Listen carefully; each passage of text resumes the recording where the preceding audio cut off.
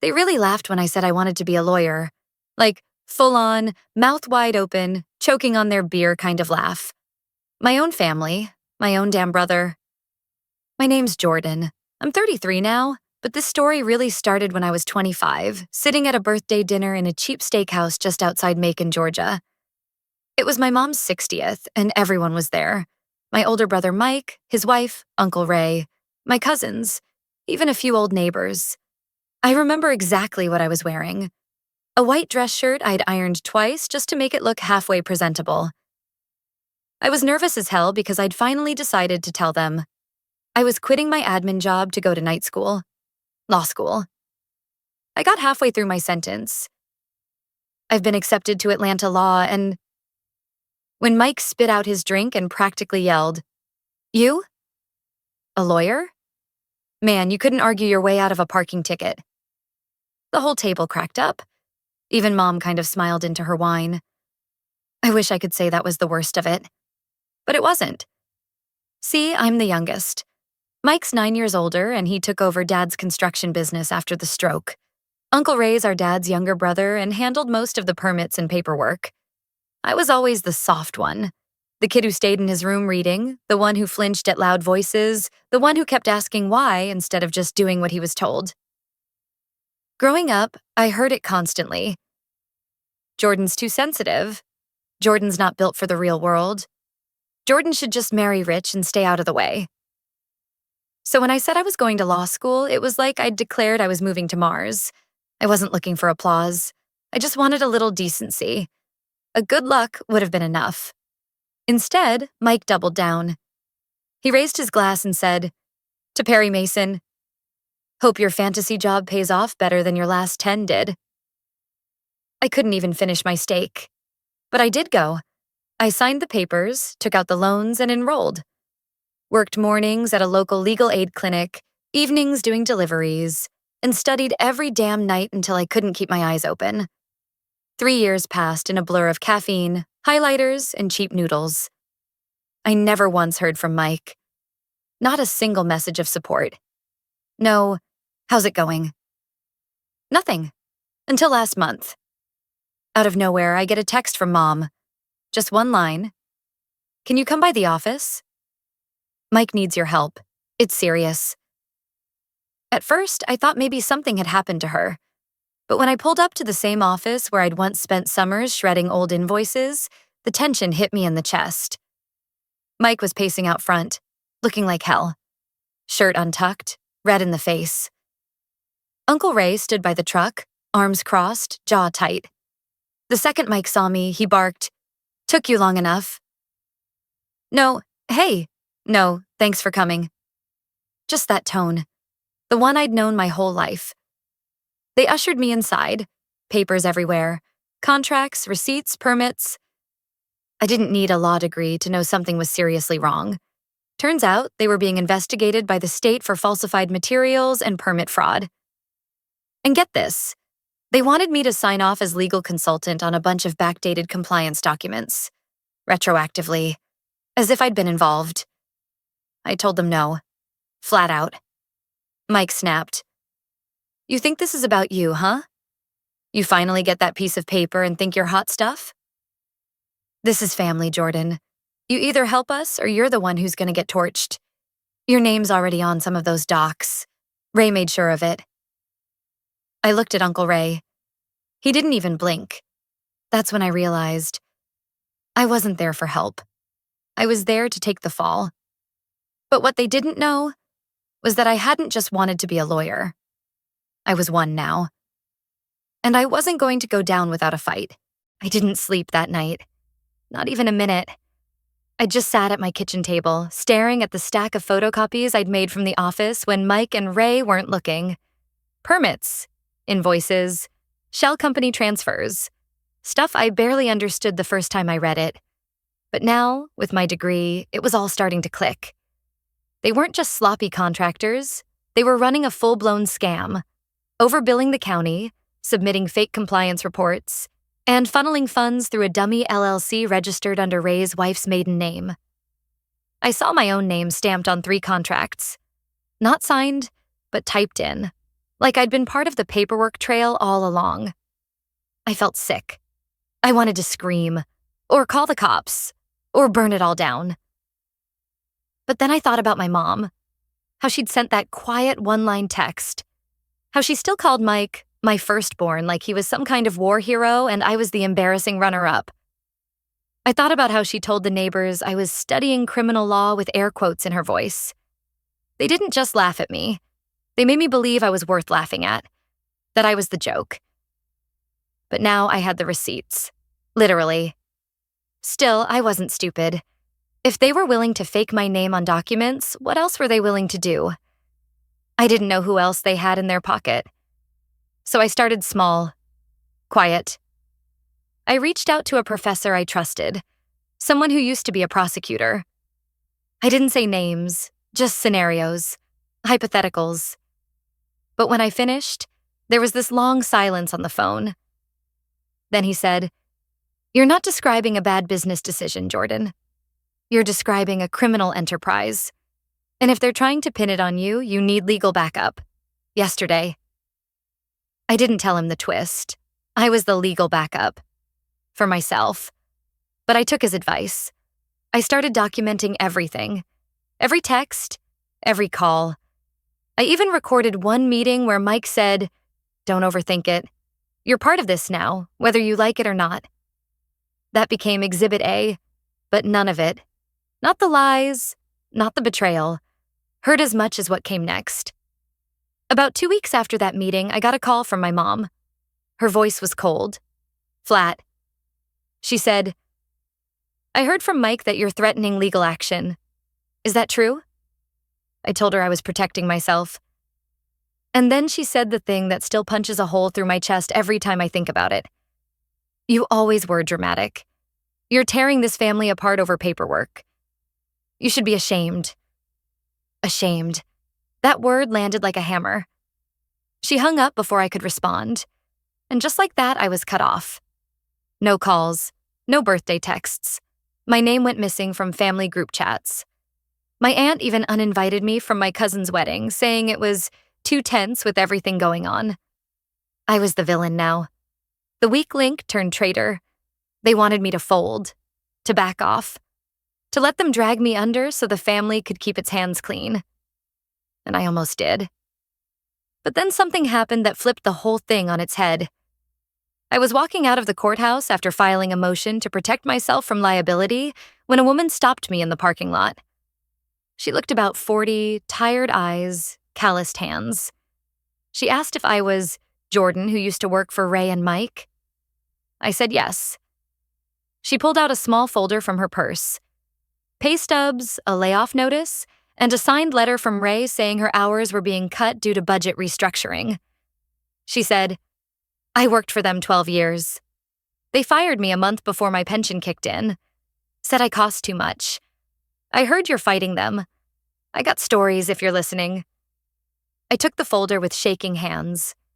She added, "You're not the only one they've burned." I couldn't shake her voice.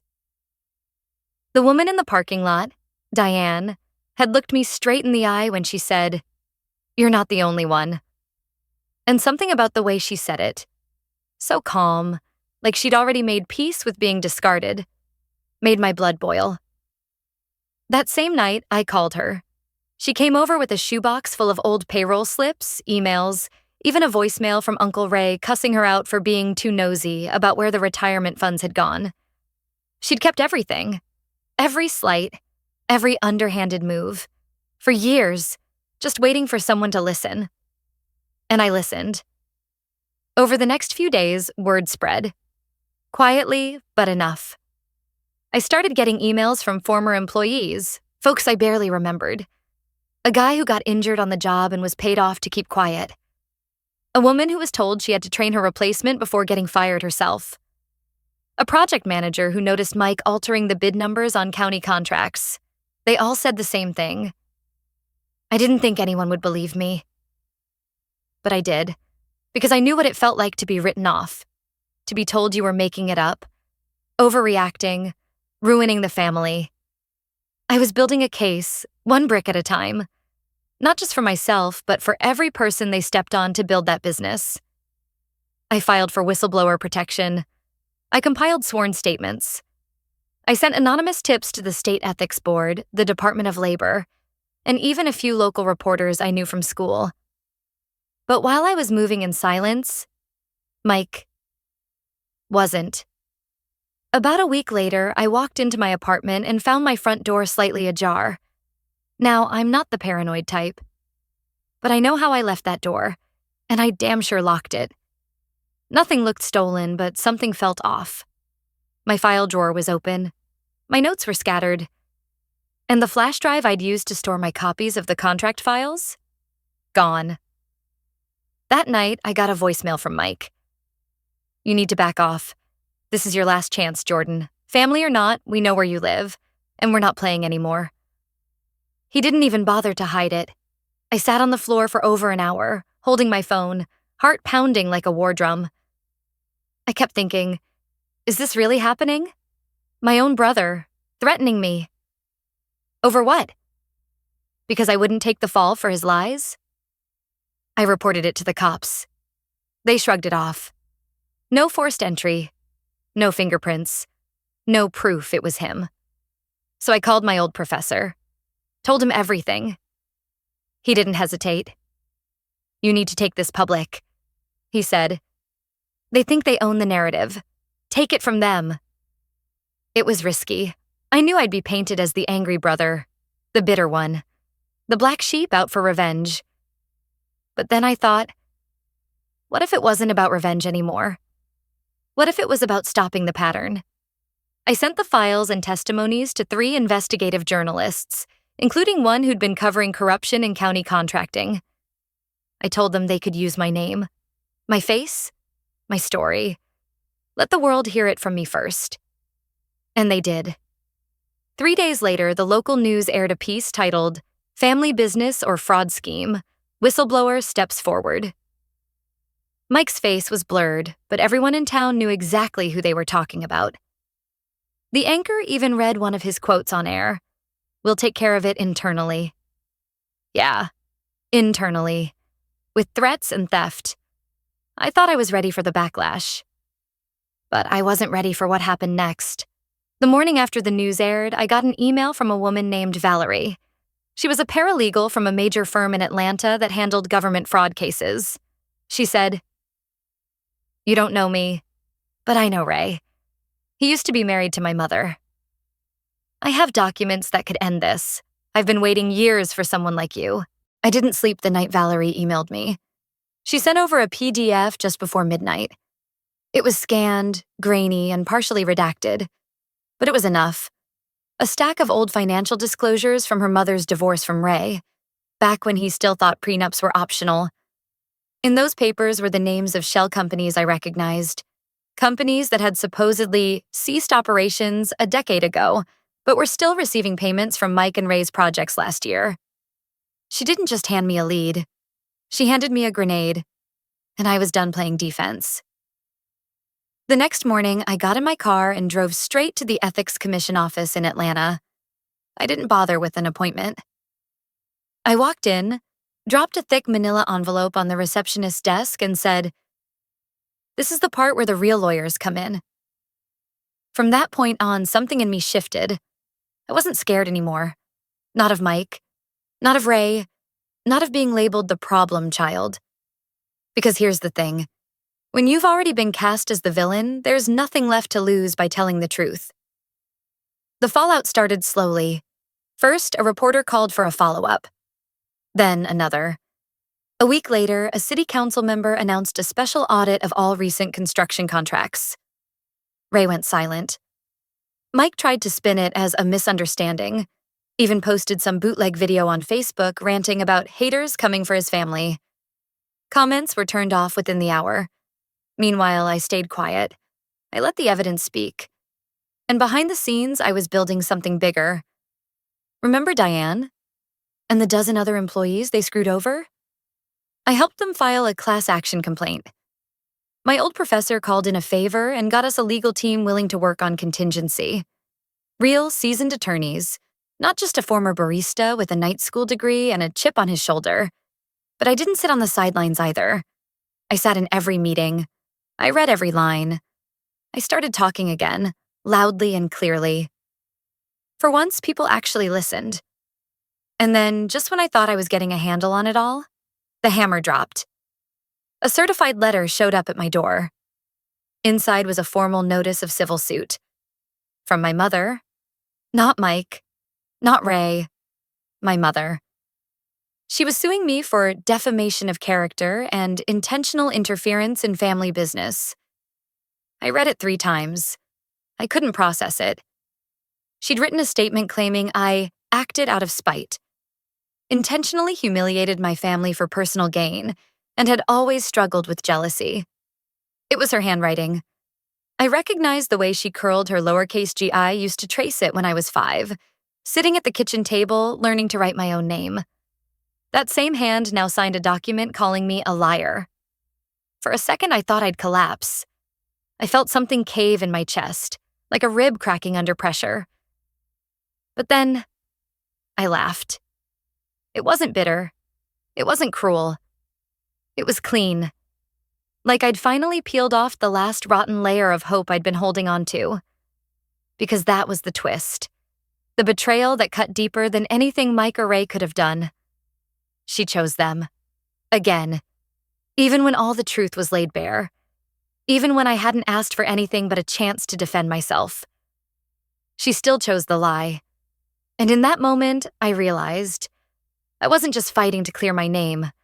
I was burning the whole damn illusion down. I didn't flinch when they called my name in court. By then, the media frenzy had mostly died down. The city had launched its investigation, the contractors' licenses were suspended, and the Ethics Commission had issued formal citations against both Mike and Ray. But this courtroom, this one wasn't about them. It was my mother's case. The defamation suit she filed against me had moved forward. She'd hired a private attorney out of Augusta. Real sharp type. Expensive shoes, over-rehearsed smile. The whole deal. They thought dragging me into court again would break me, exhaust me, maybe make me walk away from the bigger fight I'd been leading. What they didn't know was that this time I wanted it to go to court. I wanted it all on the record. So I showed up, tie pressed, documents sorted. Calm. The moment she walked in, I looked at her. Really looked. She wouldn't meet my eyes. She sat behind her lawyer like a stranger.